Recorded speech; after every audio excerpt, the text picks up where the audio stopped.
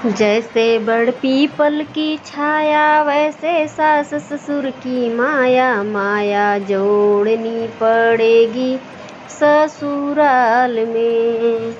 जैसे सास ससुर की माया वैसे बड़ पीपल की छाया, माया जोड़नी पड़ेगी ससुराल में।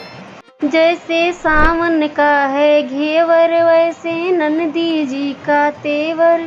जैसे सावन का है घेवर वैसे नंदी जी का तेवर, तेवर झेलनी पड़ेगी ससुराल में।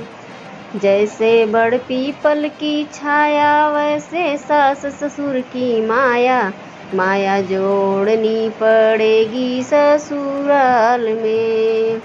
जैसे चाबियों का गुच्छा वैसे देवर जी का गुस्सा। जैसे चाबियों का गुच्छा वैसे देवर जी का गुस्सा, गुस्सा झेलनी पड़ेगी ससुराल में।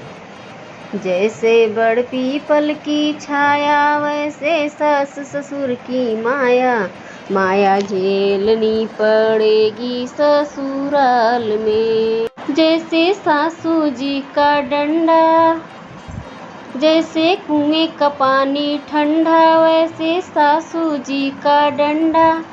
जैसे कुएं का पानी ठंडा वैसे सासू जी का डंडा, डंडा झेलनी पड़ेगी ससुराल में।